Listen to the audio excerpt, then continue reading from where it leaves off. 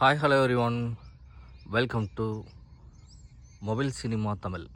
So இன்றைக்கி நம்ம frame பார்க்க போகிறோம். ஃப்ரேம் அப்படின்றது நிறையா சொல்கிறாங்க. ஃப்ரேம் அப்படின்றது என்னென்னு.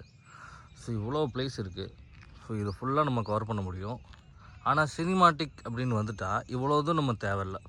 ஸோ ஒரு ஃப்ரேம் வைக்க போகிறோன்னா, இப்போ ஒரு ஹீரோ இன்ட்ரொடக்ஷன் வரும், இல்லை இந்த ரோட்டில் நம்ம ஏதோ ஒரு சீன் எடுக்க போகிறோன்னா இவ்வளோ வச்சு பிரயோஜனம் இல்லை. ஸோ அதுக்கேற்ற மாதிரி நம்ம கிராப் பண்ணிக்கணும் நம்மளே.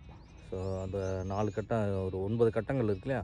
ஸோ அதை பிரித்து நம்மளே இதுதான் வேணும்னா இதுதான் ஃப்ரேம், இவ்வளோ செட் பண்ணால் போதும், இதுதான் பார்க்குறதுக்கு கொஞ்சம் அழகாக தெரியும். இல்லை இன்னும் நம்ம ஜூம் கூட போய்க்கலாம். இன்னும் ஜூம் போய் நமக்கு என்ன ஃப்ரேம் தேவையோ அதை மட்டும் வச்சுக்கலாம். இப்போ இப்படி வச்சு முடியும். இது பார்க்குறதுக்கு பேக்ரவுண்டில் அந்த ஹில்ஸ் இருக்குது.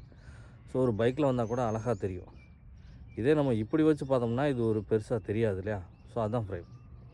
நமக்கு குறிப்பிட்ட இடத்துக்கு மட்டும்தான் தேவையே தவிர, மற்ற இடங்கள் சைடில் இருக்கிறது, இந்த அன்னெசரியாக இருக்கிறது, இதெல்லாம் நமக்கு இந்த ஃப்ரேமில் காட்டணுன்றது அவசியம் கிடையாது. நமக்கு தேவையான ஃப்ரேம் அவ்வளோதான். இப்போ இது மட்டும் வச்சுக்கிட்டோம்னா இதை கிராப் பண்ணி நம்ம சினிமாட்டிக் லைட்டாக கலர் கிரேடிங்லாம் கொடுத்துட்டோம்னா கொஞ்சம் நல்லாயிருக்கும். ஆக்சுவலாக இது ஒரு ஃப்ரேம். ஸோ இந்த ஃப்ரேம் பார்க்குறதுக்கு அப்படியே இங்கேருந்து ஒரு இன்ட்ரொடக்ஷன், இங்கே யாரோ நடந்து வரும்போது இப்படி காட்டலாம். இந்த ஃப்ரேம் இப்படி தான் வைக்கணும். அதை விட்டுட்டு ஃப்ரேம் நம்ம இது ஃபுல்லாக வச்சோம்னு வைங்கவேன், இது ஃபுல்லாக வச்சோம்னா அது ஃப்ரேம் ஒரு வித்தியாசமாக தெரியும். அதுக்கு தான் நமக்கு என்ன தேவை அப்படின்றத பார்த்துட்டு நம்ம அதுக்கேற்ற மாதிரி ஒரு சிமிலராக ஒரு ஒரு ஆப்ஜெக்டை வச்சிருந்தோமா பார்க்குறதுக்கு கொஞ்சம் அழகாக தெரியும். இப்படின்னு வரும்போது இப்போ இன்ட்ரொடக்ஷன் இப்படி எடுக்கலாம், இப்படி பண்ணலாம்.